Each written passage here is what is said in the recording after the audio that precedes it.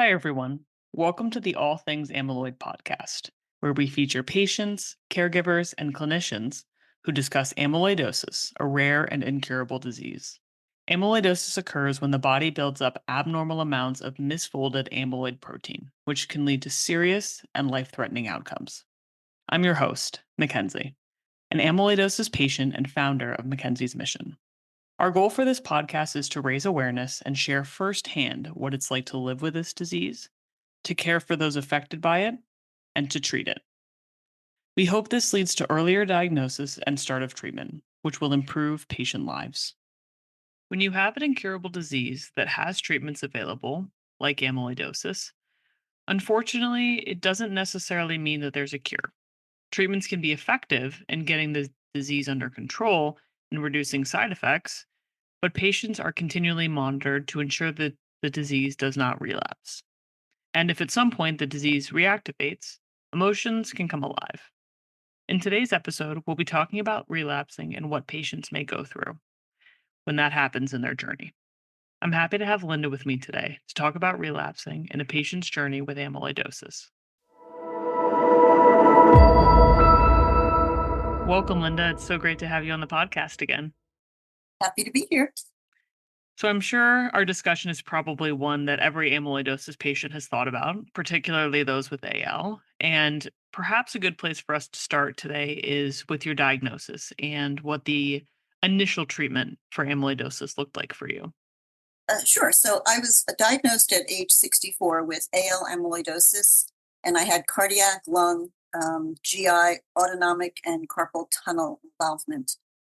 The diagnosis came after a couple of years of unexplained symptoms, which were robbing me of my ability to lead the life I had become accustomed to. So I started, after the diagnosis, on a treatment protocol, CyberD, and that was in June of 2018. That treatment, along with stem cell transplant, were really the only two treatments available at the time, but I didn't qualify for the transplant because of the severity of my cardiac. I tolerated the CyberD treatments really well, and it was successful in reducing my elevated kappa light chains by about 80%.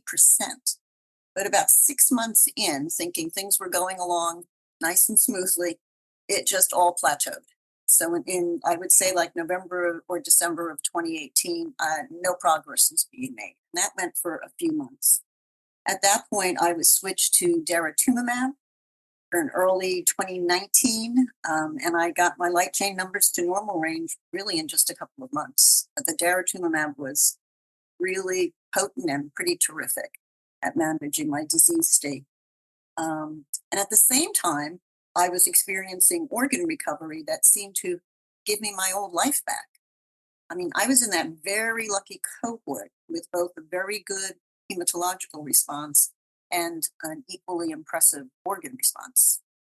Yeah, and I'm sure that had to give you a good feeling knowing that your light chains were coming under control, your organs were starting to respond to some of these treatments, and right, that sense of normalcy was returning to your life. So I'm curious to know how long did that last? Well, it gave me every reason to be hopeful at first, and it lasted for about 3 years.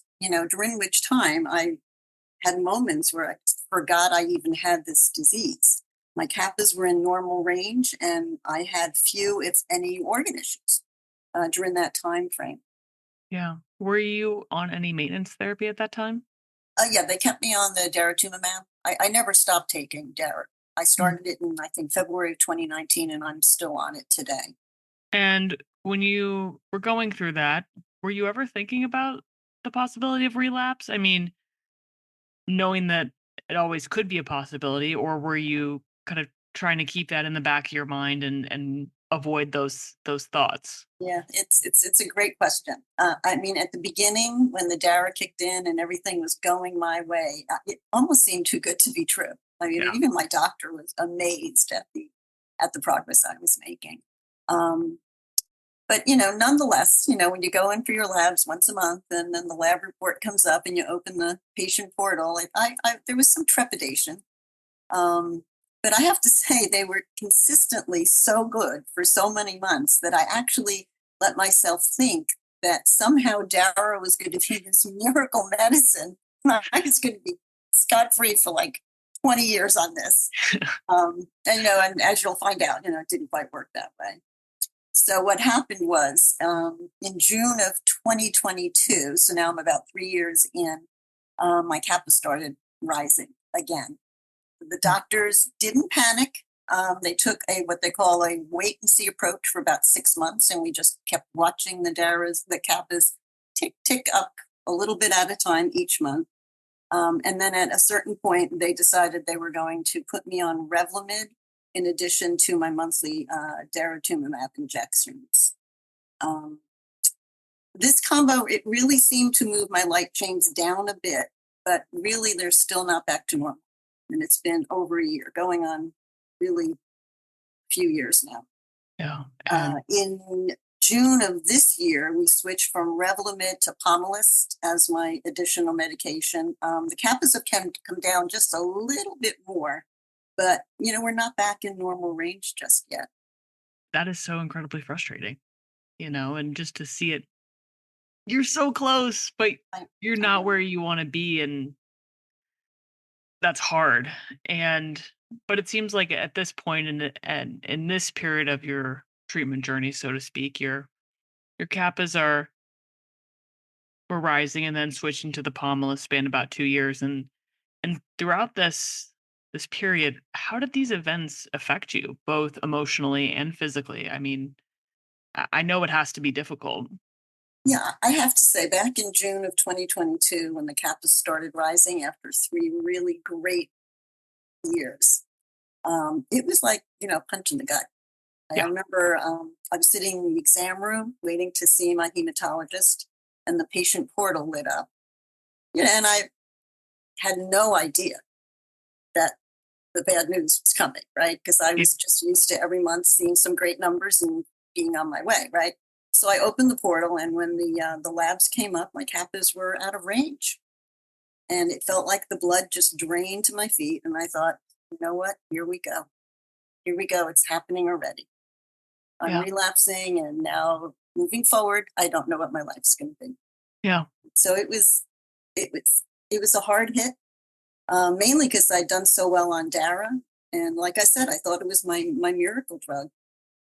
So mentally, I would say I was unprepared to face the idea of a relapse. I really let myself feel optimistic about the longevity of Dara, and I had almost taken for granted that I had my old life back. And now all of that just seemed so threatened, with the future being the big unknown at this point. Um, Physically, I would say it was equally challenging. I've had a hard time with some of the cardiac side effects of Revlimid. I've had some tachycardia, occasional episodes of AFib, and now we're finding some extra heartbeats, which may or may not be premature ventricular contractions. So there's right now I'm seeing a cardiologist fairly regularly, and in the past it would be 6 months to a year between visits, and now I'm seeing him every few weeks because we're just really struggling to stay a little bit ahead on these developments, tweaking my medication and just seeing what's going on. I just have to continue to work very closely with my cardiologist, and I have to try to just stay optimistic about, Yeah. sometimes I wake up and I'm feeling very strong and energetic, and at about 10 in the morning, I start feeling the heart stuff happening. And it's hard not to be discouraged by that. Of course. It truly is a roller coaster of emotions, right? Things appear to be stabilizing, right? Life is kind of returning to a semblance of what was normal. And just as you, I think, beautifully described it, you get a punch in the gut. And that hurts even more when you're on the heels of such a good experience like you'd had with the daratumumab. And I certainly sympathize with you. I've had my own relapse over these last 7.5 years since I was diagnosed. And as I'd mentioned in a previous episode, I had a stem cell transplant in 2017, and that immediately followed my diagnosis. That was the first treatment that we sought out. And at the time, there were no FDA approved drugs like we have now, and transplant was kind of the gold standard at the time. You mentioned the Cyborg D and the transplant, and we elected to go with transplant, and it worked beautifully. I mean, before we had even gone home, we knew that I'd had a complete response, and we'd hoped it was a one and done. Like you said, um, you just feel so optimistic about the longevity of it, and we hoped, rather not thought, we hoped this would really buy years, if not decades, in a complete response. And it was only 2 short years later, almost to the month, that my light change first crept outside of normal range, and to say I was devastated was an absolute understatement. I mean, I couldn't believe that it was already back. I mean, I had just finished the revaccination process that you go through after having a transplant, and boom, you relapse again. I think you said it beautifully that you almost take for granted that you have your old life back. And that punch in the gut hurts all the more. And I remember the first thing I did, I found out I was actually on vacation in the Middle East, and I called my parents, and we were crushed. I mean, everyone had invested so much time and so much energy in just getting through the transplant process. And I think we were just starting to get over the hump and start looking forward when it turns out we actually were looking back again. And we handled it well, without a doubt. I think we focused on taking the approach of let's not put the cart in front of the horse. Let's hear what the hematologist has to say before we ourselves get kind of too worked up about what we might be facing. And we always found great comfort in having a solid plan. And that's exactly what we did. Like you, I ultimately ended up on Revlimid as a result. And it was effective for about a year or so, but my light chains plateaued outside of normal range, higher than we'd like. And we made the decision to add Dara, and that seemed to be the magic ticket. And knock on wood, my labs have been normal since we stopped both of those drugs back in early 2022. So for me, leaning on my family was incredibly important for me to be able to navigate the emotions that not only come with diagnosis and the treatment of this disease, but also the relapse. And they were always there to listen, to serve as a sounding board, and really just be there, be present to help in whatever way I needed, whether that was physically, emotionally, mentally, they were there. And I'm forever grateful for them. And, I'd like to talk more about how you navigated your relapse. Well, first of all, Kenzie, I have to say I'm not sure that I would have handled the relapse as well as you did.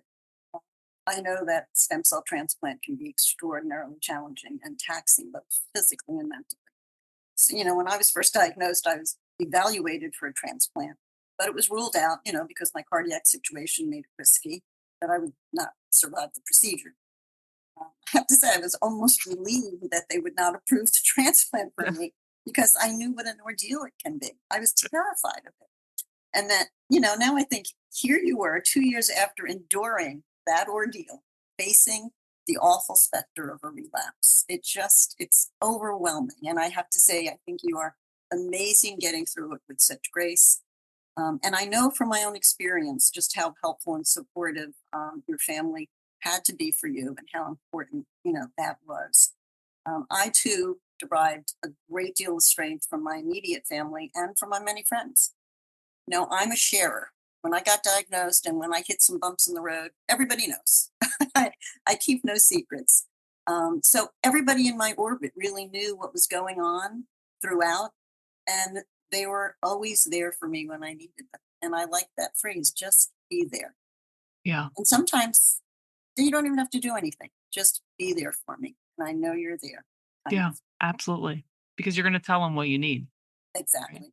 Exactly. And, I think that's wonderful that you have the support that you lean on, because this journey is not for the faint of heart. It really is filled with ups and downs. So to have people that you can surround yourself with who are there for you is really just a priceless feeling.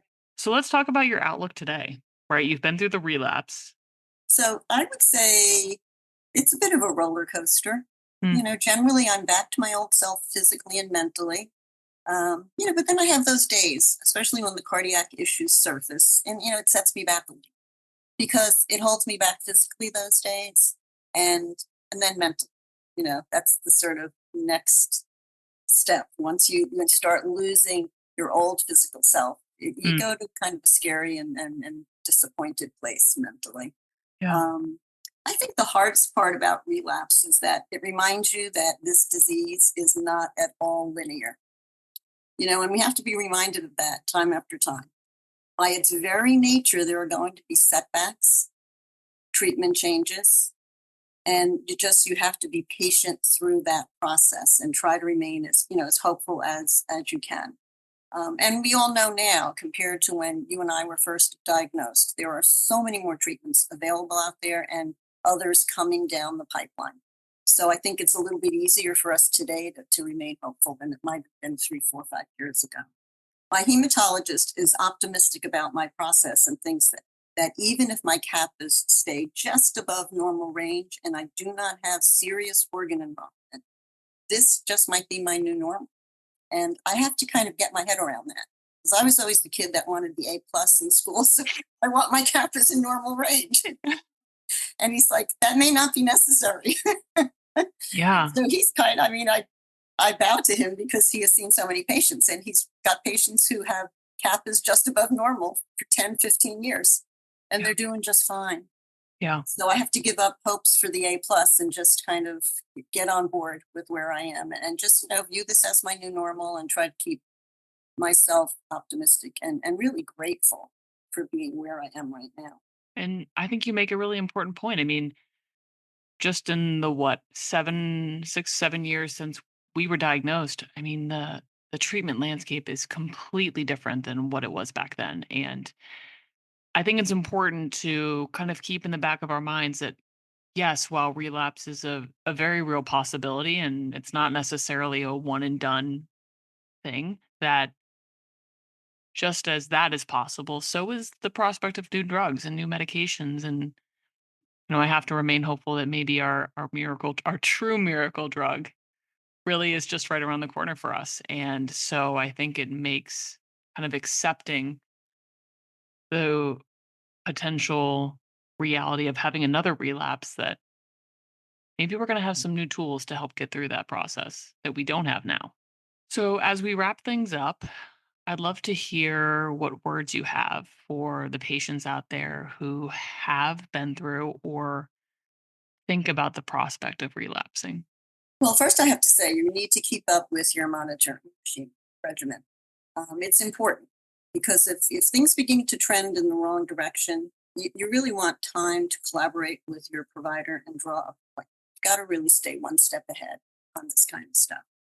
When I relapsed and was in that what we call the 3 month waiting period to see how my kappas would respond to the new treatment, my doctor told me that he put me on Revlimid in addition to the Dara injection, and he said the first month or two you're not going to see much difference. It's you can't read the labs and know if the meds are being effective. He said we need to give it a solid 3 months. So, of course, what did I do during those 3 months? I became like totally preoccupied with worry. I wouldn't even open the monthly test results for fear I'd see something that, would just indicate things were not going our way. So I just decided to wait until my 3 month follow up with my doctor. And I wanted to have all the test results in hand. This way, whatever they were, he can explain to me how we should be reacting to it at this point. But I would be lying if I said I wasn't terrified for those 3 months. I went to kind of a really kind of a dark place where I was convincing myself this is not going to work. I'm facing certain death after that. Like I just felt like I was going to not have a path out Yeah. or a way out at that point. And it was a little too much. And I had a very wise person who said to me after I confessed all of these worries to her, she said, look, you're not there yet. Meaning we don't know. We cannot even know right now where this will go. So she said, stay in the moment and try to be hopeful. Mm. And I took that to heart. I really did. And I realized that I had to make the decision not to borrow trouble. Mm, It really helped me through that stressful waiting period. And I have to say, I repeat that little mantra, look, you're not there yet, when I feel the worry creeping back. mm. I've convinced myself that things can change and I just can't let myself become less than hopeful and optimistic. It's just not good for you. So my takeaway obviously is stay hopeful if you can. Remember that it's not linear, that we might get off track here and there, but there's always a good chance we can get back to a strong and hopefully lasting response with new medications that are becoming available by the day for us. Yeah. And I just want to echo again some of your comments, Linda, for our listeners, because I think they're so important, right? Diseases like amyloidosis that currently have no cure, but we do have treatments available, often means that relapse is just kind of part of the ride that we're on. And I've heard people say that they have the sword of Damocles hanging over their head. And it's a parable that means that they're in a situation in which they feel like something bad could happen to them at any time. And it they're referring to relapsing when they say that. And it's a very real feeling. And while there is truth to that feeling, I'm not quite sure it's worth kind of obsessing and getting worked up over. Like you said, look, we're not there yet. And certainly tragedies can happen at any time, but they could be random and unforeseen. So putting that energy into remaining hopeful and having a productive outlook, I think, is essential. And ultimately, every patient needs to decide just how much they want to worry over things that may or may not happen in the future. Because while relapse is possible, it's certainly not guaranteed. I think it's also worth remembering that therapies can have a shelf life in terms of effectiveness. And that also means that relapse is a possibility. And there are more treatments for providers to consider than ever before. So that really does offer tremendous hope for patients who do face a relapse. There's a pipeline of clinical trials that evaluate new treatments, which very well may be available to patients in the very near future. So I think it's important to surround yourself, like we discussed, with people who support you and uplift you in really the most challenging times of dealing with this disease. But most importantly, to never give up, right? There continues to be more hope than ever. So trying to find hope in, the face of an uphill battle, I think is worth trying to do. But again, I want to thank you, Linda, for joining us today. It's been an absolute pleasure to have you and share some of your insight into what this experience has been like for you. And I know it's certainly going to be something that's very valuable to our listeners. Thank you for listening to the All Things Amyloid podcast. If you find our podcast informative, please follow and share it with others. If you want to learn more about the work we're doing at Mackenzie's Mission, please visit mm713.org. We'd also like to thank AstraZeneca Pharmaceuticals, Alexion Pharmaceuticals, Alnylam Pharmaceuticals, and Bridge Biopharma for their sponsorship to help raise awareness about amyloidosis. We hope you stay tuned for future episode drops. Thanks for listening.